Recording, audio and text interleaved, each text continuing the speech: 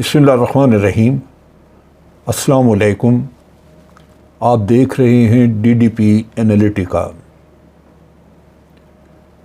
پاکستان میں بہت کچھ ہوتا ہے جو کہ کس طرح ہوتا ہے، جرم کی شکل میں، اتفاقاً یا اس کے پیچھے کسی کا ہاتھ ہوتا ہے۔ یہ کئی چیزیں ایسی ہیں جو کہ ایک معمہ بن کے ہمارے سامنے رہتی ہیں اور وہ معمہ کبھی بھی حل نہیں ہوتا۔ میں تذکرہ کرنا چاہ رہا ہوں آج جو بہت بڑا واقعہ ہوا جس کا پتہ یہاں پہ چلا، وہ ہے مقصود چپڑاسی کی موت۔ اس کے گرد بہت ساری باتیں چھپی ہوئی ہیں، اس سے کوئی کلیئر اس کا جواب نہیں مل رہا بہت ساری چیزوں کا۔ اس کی فیملی اوائڈ کر رہی ہے، اس کی فیملی کھل کے بات نہیں کر رہی، کبھی کچھ کہتے ہیں کبھی کچھ کہتے ہیں، سخت دباؤ میں ہے۔ کیا وہ مقصود چپڑاسی کی باڈی واپس لانا چاہتے ہیں یا پریشر ہے کہ واپس نہیں لانی؟ یہ وہ صورتحال جو آج سامنے آئی، پھر اس کی وجہ سے میرا ذہن خیالات دوڑنے شروع ہوئے مختلف واقعات کی طرف۔ میں بیٹھ کے سوچتا رہا کہ کیا کیا کچھ ہوتا رہا ہے، اور خاص طور پہ اسی تناظر میں جہاں لوگوں کے اوپر کرپشن کے کیسز ہیں اور ان کیسز سے وابستہ لوگ اچانک دنیا سے اٹھ جاتے ہیں۔ جسٹس کھوسہ نے جب پاناما کے کیس کے بارے میں اپنا فیصلہ سنایا تو اس وقت انہوں نے کہا کہ یہ کیس اگر آپ سٹڈی کریں تو یوں لگتا ہے جیسے ایک سسلین مافیا یہ کام کر رہی تھی۔ اس کے بعد سے سسلین مافیا کا کافی ذکر آیا، لیکن میں انیشلی تو اس کو جوڑ نہ سکا کہ انہوں نے کس ریفرنس سے اس سارے کھیل کو سسلین مافیا سے جوڑا ہے۔ لیکن جیسے جیسے میں سٹڈی کرتا گیا، جیسے جیسے ان چیزوں کو میں پرکھتا گیا، اور میں نے دیکھا کہ یہ سب لوگ آپریٹ کس طرح کرتے ہیں، تو مجھے یوں لگا جیسے سسلین مافیا بھی ان کے سامنے طفل مکتب ہے۔ سسلین مافیا جو ہے وہ ایک مافیا کی شکل میں آپریٹ کرتی تھی، جبکہ وہ ملک کے صدر یا وزیر اعظم نہیں تھے۔ یہاں تو اقتدار بھی مافیا کے پاس ہے۔ چنانچہ انسان حیران رہ جاتا ہے کہ یہ کیا ہے، اتفاق ہے بالکل، یعنی کوئی اچانک چیز کہیں ہو گئی۔ پھر اگر اچانک یہ سارا کچھ ہو رہا ہے اسی معاملے میں جہاں پہ کہ کرپشن کے کیسز کے شواہد غائب ہو رہے ہیں، تو پھر یا تو اللہ بہت مہربان ہے ان لوگوں کے اوپر، یا پھر ان کے ہاتھ اتنے لمبے ہیں کہ آپ کبھی بھی تہہ تک پہنچ نہیں سکتے، سارا نظام ان کو سپورٹ کرتا ہے۔ میں جلدی آپ کو کچھ شواہد، کچھ چیزیں سامنے رکھتا ہوں۔ یہ جو معاملہ شروع ہوا جس میں سسلین مافیا کی بھی بات آئی، اس کے بعد ٹرائل کورٹ میں کیس گیا۔ جج ارشد ملک، اس نے یہ کیس ٹرائی کیا اور ایک کیس میں بری کیا، دوسرے میں سزا دی، اور پھر آپ نے دیکھا کہ ارشد ملک کا کیا حال ہوا، کیا حشر ہوا اس کا۔ وہ شخص اپنی صفائیاں پیش کرتا پھرتا تھا، اس کو ایسا جکڑا اس مافیا نے، پھر وہ دنیا سے اٹھ گیا۔ کیا اس کے مرنے کے پیچھے بھی کوئی سازش تھی؟ کہہ نہیں سکتے، لیکن ایک چیز واضح ہے کہ وہ اس کیس کا بہت بڑا گواہ، یا کم از کم اس کیس سے متعلق انتہائی اہم آدمی تھا، اور جو الزامات یا جو بات چیت لگی اس کے ذمے کہ جناب اس نے کہا ہے کہ میرے اوپر پریشر تھا اس لیے میں نے سزا دی، اور وہ بعد میں اس نے ایفیڈیوٹ دے کے کہا کہ میرے اوپر کوئی پریشر نہیں تھا، اب وہ وٹنس بن گیا سارے کھیل میں، لیکن وہ دنیا سے چلا گیا۔ میاں صاحب نے اس کے بعد ملک سے نکلنا تھا یہاں سے، تو آپ دیکھیے کہ وہ ڈاکٹر حضرات جنہوں نے پلیٹلیٹس وغیرہ کی جعلی رپورٹیں بنائیں، پھر اس کے بعد ایک ڈاکٹر صاحب جو بڑے پروفیسر کہلائے انہوں نے کہا کہ ان کا اس ملک میں علاج نہیں ہو سکتا، اگر فوراً لے کے نہ گئے تو بڑا کچھ ہو سکتا ہے، زندگی کو خطرہ ہے۔ میاں صاحب چلے گئے انگلینڈ اور جا کے ایک دن بھی وہاں پہ ہاسپٹل میں نہیں رہے۔ سو یہ ڈاکٹر صاحب جو ہیں یہ بھی مافیا کے زیر کفالت تھے۔ پھر اس کے بعد آپ دیکھیں کہ جیسے ہی حکومت رجیم چینج ہوتی ہے تو ڈاکٹر رضوان کو دھمکیاں ملتی ہیں، ڈاکٹر رضوان پریشان پھرتا ہے، فوری طور پہ اس کو ٹرانسفر کر کے لاہور بھیجا جاتا ہے اور پھر وہ دنیا سے اٹھ جاتا ہے۔ تحقیقات اس نے کی ہوئی تھی اور اس کے سٹیٹمنٹس موجود تھیں ریکارڈ پہ، جس میں وہ کہتا ہے کہ جی اتنے زبردست ثبوت ہیں کہ یہ لوگ بچ ہی نہیں سکتے۔ عدالت میں اس کو کھڑے دھمکیاں دی حمزہ نے کہ وقت ایک جیسا نہیں رہتا، تو وقت ایک جیسا نہیں رہا، وہ دنیا سے چلا گیا۔ اس کے بچے اس مافیا کے خوف سے کوئی شکایت، کوئی مطالبہ، کوئی آواز بلند کرنے کا کام نہیں کریں گے، کیونکہ شاید ان کی بھی زندگیاں خطرے میں ہوں۔ اب مقصود چپڑاسی پہلے دن سے بھگا دیا گیا، اس کو دبئی بھیج دیا گیا،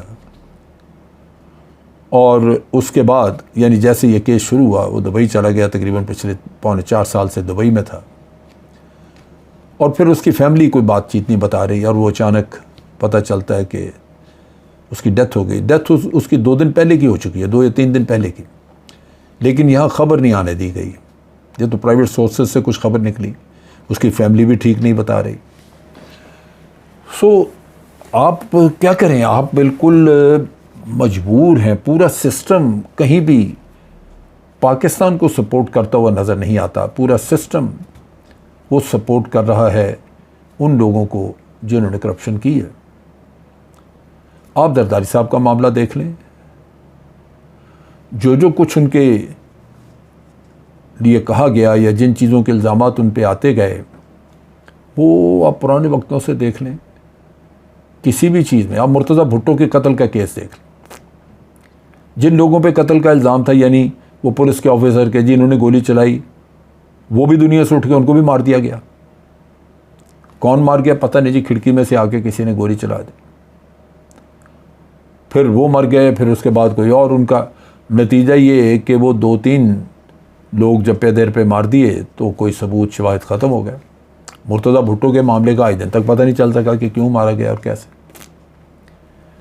پھر اس کے بعد آپ محترمہ بے نظیر کا قصہ دیکھ لیں، اس میں بھی پھر خالد شہنشاہ جو کہ کسی حد تک لگتا تھا کہ کچھ جانتا ہے، وہ کچھ اس کو حقائق کا کچھ پتہ ہے، وہ بھی دنیا سے چلا گیا، اس کو بھی گولی مار دی گئی، پتہ ہی نہیں کدھر ہے۔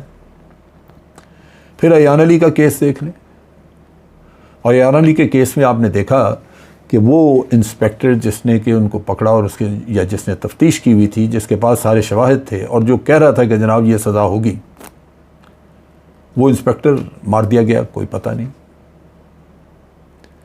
زرداری صاحب کا آپ دیکھیے، یعنی سندھ میں میڈیکل طبقہ یا پورے پاکستان میں ہوگا، وہ کس قدر تابع دار، وہ اپنے پروفیشنل ذمہ داریوں کو بھول کے بالکل چھوڑ چھاڑ کے نوسر باز بن جاتے ہیں۔ جس دن زرداری صاحب نے آپ دیکھیے کہ انہوں نے نیب کی عدالت میں آنا ہوتا ہے، وہ وہیل چیئر پہ ہوتے ہیں، جب آزاد ہوتے ہیں نیب کی عدالت کا قصہ ختم، پھر آپ دیکھیے آج کل شہباز شریف کو مل رہے ہیں، ویلکم کر رہے ہیں، ریسیو کر رہے ہیں، بڑے فرسٹ کلاس مستعد۔ ڈاکٹر ان کے لیے سرٹیفکیٹ دے دیتے ہیں کہ جناب یہ عدالت نہیں اٹینڈ کر سکتے، یہ چل نہیں سکتے، ان کی ٹانگیں رہ گئی ہیں، ان کا یہ ہو گیا، ان کا وہ ہو گیا۔ پھر ڈاکٹر ہیں یہاں پہ، لیبارٹریز ہیں کراچی میں پاکستان کی، وہ رات رات میں چیف جسٹس کی پکڑی ہوئی شراب کی بوتلیں وہ صبح کہہ دیتے ہیں کہ جی یہ تو شہد تھا۔ آپ امیجن کریں کہ کوئی، یعنی یہ نیب ہوا یا آپ کہہ لیجئے کہ ایف آئی اے ہوئی، ایف آئی اے ہے، ایس سی سی پی ہے، ایف بی آر ہے، یہ تو دفاتر ہیں، ان میں تو ان کے لوگ بیٹھے ہی ہوئے ہیں، وہ انہی کے لیے کام کرتے ہیں، کرپٹ لوگوں کی خدمت کرتے ہیں۔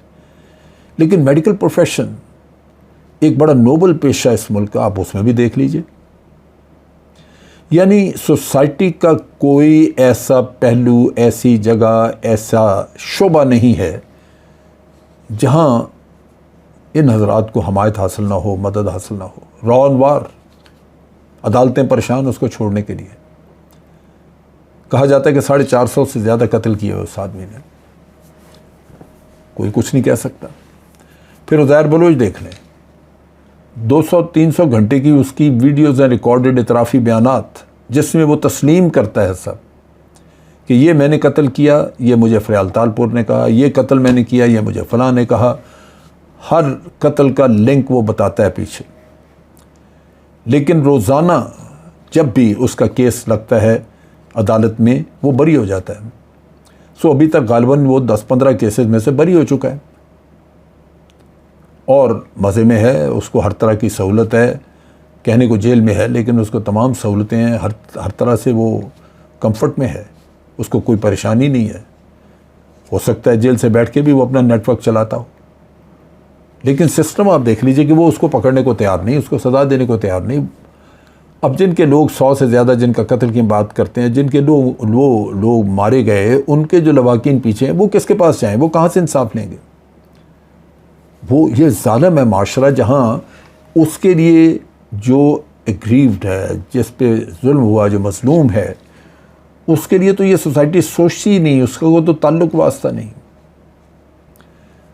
تو یہ چیزیں جب آپ سامنے رکھیں تو آپ کو اندازہ ہوگا کہ جرائم تو یہ ہر طرح کا کرتے ہیں، لیکن ہمارا نظام ان کو سزا نہیں دے سکتا۔ انصاف ہر سوسائٹی کی سب سے پہلی ضرورت ہے۔ انصاف ہے تو ظلم ہوتا بھی رہے، مظلوم کو یہ توقع ہوتی ہے کہ انصاف ملے گا ضرور،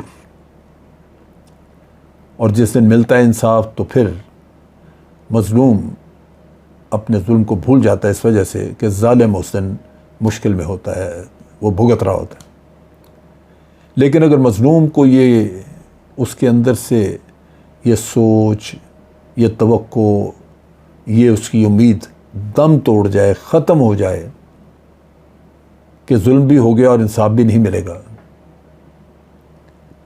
تو پھر آپ سوچئے کہ اس سوسائٹی کی بقا کا جواز رہ کیا جاتا ہے۔ یہ وہ المیہ ہے جو آج ہم بھگت رہے ہیں۔